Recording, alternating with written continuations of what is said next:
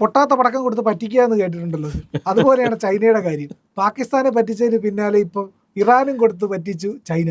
അല്ല, അത് വിശ്വസിക്കാവുന്ന ഒരു വാർത്തയാണ്. കാരണം കഴിഞ്ഞകാല അനുഭവങ്ങൾ നോക്കുകയാണെങ്കിൽ അത് ചൈന നിർമ്മിക്കുന്ന മിസൈലുകളൊന്നും തന്നെ സക്സസ് ആയതായിട്ട് ആരും പറഞ്ഞിട്ടില്ല. അതിനൊരു കാരണമുണ്ട്. ഇപ്പം ചൈന യുദ്ധം ചെയ്യേണ്ടതോ അല്ലെങ്കിൽ മിസൈൽ പ്രയോഗിക്കേണ്ടതോ ആയ ആദ്യത്തെ രാജ്യം ഇന്ത്യയാണ്. അവർ ഇന്ത്യക്കെതിരെ മിസൈലും ഒന്നും പ്രയോഗിച്ചിട്ടൊന്നുമില്ല. യുദ്ധവിമാനം കൊണ്ട് നമ്മുടെ ഏരിയയിലേക്ക് വരാനും പറ്റില്ല. കാരണം നമ്മൾ ഇന്ത്യ ചൈന അതിർത്തിയിൽ ഉപയോഗിക്കില്ല എന്ന് പറഞ്ഞിട്ടുണ്ട്. പക്ഷെ അവർ ഇറാനും അതുപോലെ നോർത്ത് കൊറിയയ്ക്കും ഇഷ്ടംപോലെ മിസൈലുകൾ കൊടുക്കുന്നുണ്ട്. ആ മിസൈലുകൾ എത്രമാത്രം പ്രവർത്തനക്ഷമതയുള്ളതാണ് എന്നുള്ളത് കാലം തെളിയിക്കേണ്ടിയിരിക്കുന്നു. അത് ഏതെങ്കിലും യുദ്ധത്തിൽ ഉപയോഗിച്ച് കഴിഞ്ഞാൽ മാത്രമേ നമുക്കറിയാൻ പറ്റുള്ളൂ അതിന് ലക്ഷ്യത്തിലേക്ക് എത്തി പൊട്ടാൻ പറ്റുമോ, അതല്ലെങ്കിൽ ടാർഗറ്റിനെ തകർക്കാൻ പറ്റുമോ എന്നുള്ളതൊക്കെ. ഇപ്പോൾ അവരുടെ യുദ്ധവിമാനങ്ങളെ കുറിച്ചിട്ട് പറയുന്നുണ്ട്. ഏറ്റവും വലിയ അഡ്വാൻസ്ഡ് യുദ്ധവിമാനങ്ങളുണ്ട് അവർക്ക്. ഷെനിയാങ് J-35 എന്ന് പറഞ്ഞൊരു യുദ്ധവിമാനമുണ്ട്. അതുപോലെ ചെങ്ഡു J-25. എനിക്ക് ഈ J-25 J-35 കണക്കൊന്നുമില്ല, പത്രത്തിൽ വായിച്ച അറിവ് മാത്രമേ ഉള്ളൂ.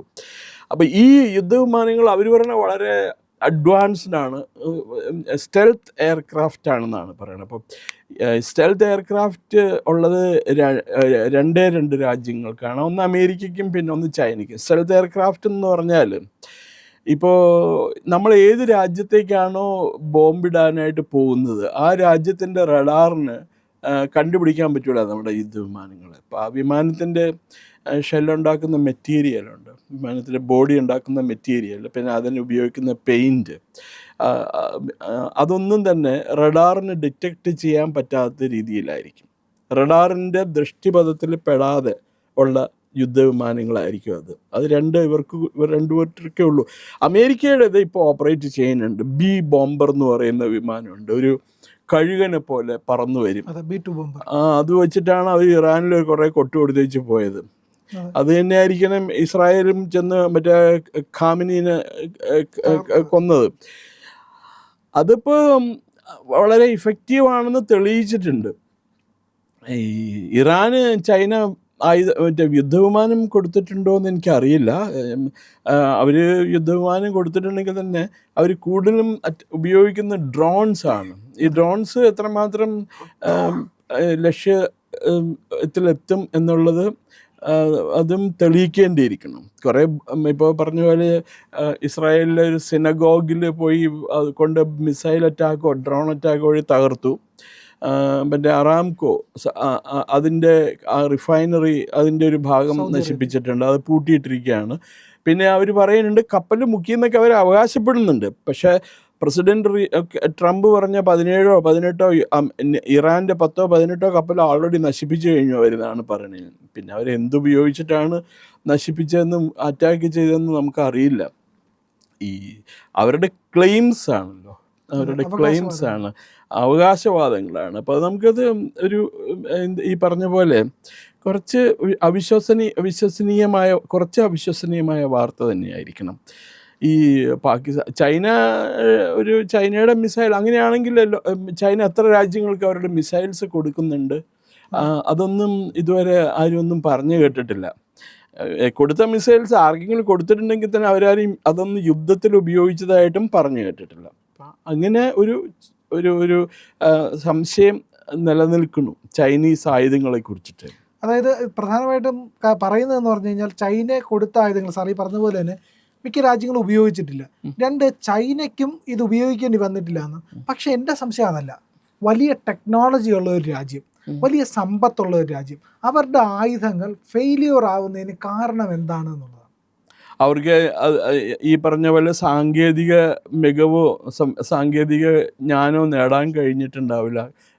ഈ പറഞ്ഞ കൺട്രി സ്റ്റൈൽ, നാടൻ ശൈലിയിലുള്ള വർക്കാണ്. പണ്ട് ഈ സോവിയറ്റ് യൂണിയനിൽ, എനിക്കറിയില്ല ഉള്ളതാണോ ഇല്ലെന്ന്, യൂറി ഗഗാറിൻ എന്ന് പറഞ്ഞ ആൾ ബഹിരാകാശത്തേക്ക് പോയി. അപ്പോൾ ബഹിരാകാശത്തേക്ക് പോയിട്ട് അയാൾ തിരിച്ചു വന്നപ്പോൾ ഏതൊരു പത്രക്കാരൻ അയാളോട് ചോദിച്ചു, നിങ്ങൾക്ക് ഇങ്ങനെ ഭയം ഉണ്ടായില്ലേ എന്ന് ചോദിച്ചു. അപ്പോൾ അയാൾ പറഞ്ഞു, എന്തിന് എന്ന് പറഞ്ഞു. അല്ല, പോയാൽ തിരിച്ചു വരാൻ പറ്റുമോ എന്നുള്ള ഭയം, അവിടെ എന്തെങ്കിലും കുടുങ്ങിപ്പോയി കഴിഞ്ഞിട്ടുണ്ടെങ്കിലത്തെ കാര്യം എന്താ വെച്ചാൽ, കുടുങ്ങിപ്പോയാൽ കുറച്ച് ദിവസം കഴിയുമ്പോൾ ചാവും എന്നുള്ളൊരു ഉറപ്പല്ലേ. അപ്പോൾ പിന്നെ ഭയം ഉണ്ടായില്ലേ. എന്തിന്, പോയില്ലെങ്കിൽ ഞാൻ ചാവും. അപ്പോൾ പോയില്ലെങ്കിൽ ഇവിടെ കൊല്ലുവേ, കാരണം പോകാൻ പറഞ്ഞാൽ പൊക്കോളണം. സോവിയറ്റ് യൂണിയനാണ് അന്നത്തെ അയൺ കർട്ടൻ, അവർ പറഞ്ഞാൽ തന്നെയാണ്. അപ്പം അങ്ങനെ ഞാനൊരു ഇത് കേട്ടിട്ടുണ്ട്, അതേപോലെ ഒരു ശ്രുതി കഥ കേട്ടിട്ടുണ്ട്. അതുപോലെ ഈ പറഞ്ഞ പോലെ ചൈനീസ് ആയുധങ്ങളുടെ കാര്യവും ഇതൊക്കെയാണ് പറഞ്ഞ്, ഞങ്ങൾ ഏറ്റവും വലിയ സോഫിസ്റ്റിക്കേറ്റഡ് വെപ്പൺസാണ് ഉണ്ടാക്കിയിരിക്കണമെന്ന് പറയുന്നുണ്ട്. ഈ പറയുന്ന സാമ്പത്തിക ശക്തിയൊന്നും അല്ല ചൈനയിൽ നല്ല പട്ടിണിയും പരിപാടിയൊക്കെ ഉണ്ട്, നമ്മൾ അറിയണില്ല എന്ന് മാത്രമേ ഉള്ളൂ. പിന്നെ മനുഷ്യ അവകാശം ഇതൊന്നുമില്ല. ഇവിടെ പോലെ തൊട്ടതിനൊക്കെ അഖിലേന്ത്യാ പണിമുടക്കും അഖിലേന്ത്യാ സമരം ആഹ്വാനം ചെയ്യാൻ പറ്റുമല്ലോ. ഇല്ല, നമ്മുടെ കരിയമ്മയ്ക്ക് ചെറിയ പ്രശ്നം മതി, ഒറ്റ സ്റ്റേറ്റ്മെൻറ്റ് മതിയല്ലോ, നാളെ ബന്ദ് എന്ന് പറഞ്ഞാൽ എല്ലാവരും ബന്ധായി, പിറ്റേ ദിവസം വർക്ക് ചെയ്യില്ല. ചൈനയിൽ അത് നടക്കില്ല. ജനാധിപത്യമാണല്ലോ അവരുടെ ജനാധിപത്യം, ഇറ്റ്സ് പീപ്പിൾസ് ഡെമോക്രസി. അത് പോട്ടെ. അപ്പോൾ അവരുടെ ആയുധങ്ങൾ അതിൻ്റെ മികവ് തെളിയിക്കേണ്ട യുദ്ധത്തിലാണ് അത് സാധിച്ചിട്ടുള്ളത് ഇതുവരെ അവർക്ക്, ഇന്നേ വരെ. അപ്പോൾ അതുകൊണ്ട് തന്നെ ഇറാന് കൊടുത്ത ആയുധങ്ങളൊന്നും പ്രവർത്തിക്കുന്നില്ല എന്ന് അവരാരെങ്കിലും ആരോപിക്കുകയാണെങ്കിൽ അതിനെ ഒരിക്കലും നമുക്ക് സംശയിക്കേണ്ട ആവശ്യമില്ല, ഉള്ളത് തന്നെയാണെന്ന് പറയാം. കാരണം ഓപ്പറേഷൻ സിന്ദൂറിലും നമ്മൾ ചൈനീസ് ആയുധങ്ങളെല്ലാം അടിച്ച് തകർത്തിട്ടുണ്ടല്ലോ. പോരെ, പാകിസ്ഥാനിലെ നൂർഖാൻ ബേസിൽ ചൈനീസ് ഉപകരണങ്ങളൊക്കെയാണ് അവർ വെച്ചിരുന്നത് മുഴുവനും. അതൊന്നും പ്രവർത്തിക്കാൻ അതിന് അനുമതി അവസരം കിട്ടിയില്ല. ഇപ്പോൾ അമേരിക്കൻ യുദ്ധവിമാനങ്ങൾക്ക് ഇത്രമാത്രം വിപണി ലഭിക്കാനോ അല്ലെങ്കിൽ ഇത്രമാത്രം ഇഫക്റ്റീവ് ആണെന്ന് തെളിയിക്കാൻ പറ്റിയത് എപ്പോഴാണ്? 1973 യോം കിപ്പർ യുദ്ധത്തിലേക്ക് അമേരിക്കൻ യുദ്ധവിമാനങ്ങളാണ് ഇസ്രായേൽ വളരെ ഫലപ്രദമായിട്ട് ഉപയോഗിച്ചത്. 400-450 വിമാനമൊക്കെ ഉണ്ടായിരുന്നുള്ളൂ അവർക്ക്, ഈജിപ്തിന്. ഒരൊറ്റ വിമാനത്തിന് പറന്ന് പൊങ്ങാൻ പറ്റില്ല, അവർ മുഴുവൻ തകർത്തു ആ വിമാനങ്ങൾ. എയർബേസിലേക്ക് കിടക്കുമ്പോൾ തന്നെ തകർത്തു ആ വിമാനങ്ങൾ. ആദ്യത്തെ ഒരു ദിവസം കൊണ്ട് യുദ്ധം തീർന്നു. ഈജിപ്റ്റ് ചിറകൊടിഞ്ഞ പക്ഷിയായിപ്പോയി. പിന്നെ അവർക്ക് യുദ്ധവിമാനം ഇല്ലല്ലോ, അതെല്ലാം നശിപ്പിച്ച് കളഞ്ഞില്ലേ. ഗോൾഡ മേറാണ് അന്നത്തെ ഇസ്രായേലി പ്രധാനമന്ത്രി, മോഷെ ദയാനാണ് അവരുടെ രാജ്യരക്ഷാ മന്ത്രി. നല്ല 2 സ്ട്രാറ്റജിസ്റ്റുകളാണ് അവർ. അങ്ങനെ അപ്പോൾ അതിൽ ചൈനീസ് വെപ്പൺസൊക്കെ അന്ന് എത്ര ഉണ്ടായിരുന്നത് എനിക്കറിയില്ല. പക്ഷേ ഇപ്പോഴും Chinese weapons it is yet to be proved. ഇപ്പോൾ നമ്മുടെ തേജസ്സിനെ പോലെ തന്നെ it is yet to be proved. അതാണ് ചൈനീസ് ആയുധത്തെക്കുറിച്ച്, ചൈനീസ് മിസൈലുകളെ കുറിച്ചിട്ടുള്ള ഈ സംശയത്തിന് ഇപ്പോൾ ഇടവന്നിരിക്കുന്നത്. പ്രിയപ്പെട്ട പ്രേക്ഷകരെ, ഇത്തരം വാർത്തകൾ നിങ്ങളിലേക്ക് എത്തിക്കുന്നത് ഇന്ത്യ ലൈവാണ്. അപ്പോൾ ഇന്ത്യ ലൈവിന് വേണ്ടത് നിങ്ങളുടെ പിന്തുണയാണ്. ദയവായി നിങ്ങൾ ഈ ചാനൽ സബ്സ്ക്രൈബ് ചെയ്യുക, അതുപോലെ ബെല്ലൈക്കൺ അമർത്തുക. നിങ്ങൾക്ക് യഥാസമയം ഞങ്ങളുടെ നോട്ടിഫിക്കേഷനുകൾ ലഭിക്കും. അതോടൊപ്പം തന്നെ നിങ്ങളുടെ സുഹൃത്തുക്കളോട് പറയുക ഇന്ത്യ ലൈവിനെ സബ്സ്ക്രൈബ് ചെയ്യാനും പിന്തുണയ്ക്കാനും. നിങ്ങളുടെ അഭിപ്രായങ്ങൾ വീഡിയോയ്ക്ക് താഴെ കമൻ്റായിട്ട് രേഖപ്പെടുത്തണം.